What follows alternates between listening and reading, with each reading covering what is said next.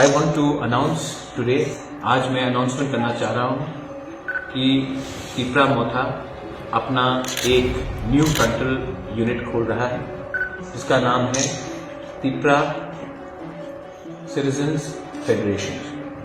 ये federation, citizens federation जो नागरिक का फेडरेशन है, इसमें हर कम्युनिटी, हर रिलीजन और हर कास्ट का लोग भी हमारे संग शामिल होंगे। मैंने हमेशा कहा है कि हमारा जो मूवमेंट है वो कॉन्स्टिट्यूशनल राइट्स, ये कोई कम्युनिटी के खिलाफ नहीं है। मैंने हमेशा कहा है कि हम आने वाले इलेक्शन में सिर्फ 20 सीट पे नहीं, हम 45-50 सीट्स में लड़ेंगे।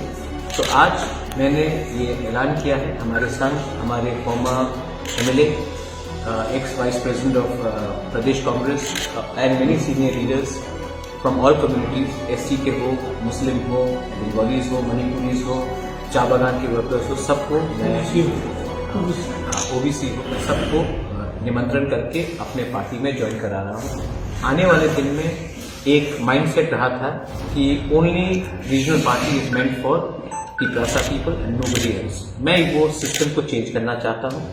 त्रिपुरा में अगर आपने नोटिस किया होगा तो ना मुकुंद बारा को कुछ मिला है, ना एससी को कुछ मिला है, ना ओबीसी को कुछ मिला है, ना मुस्लिम को कुछ मिल रहा है। आज जबकि हम लोग 70% कम्युनिटी हमारा प्रेजेंस है, लेकिन बजट जो है वो किसी और के पास जा रहा है। आज सबको मालूम है कि एक एमएलए हमसे बात करके कहता है कि मदरसा को बंद किया जाना चाहिए।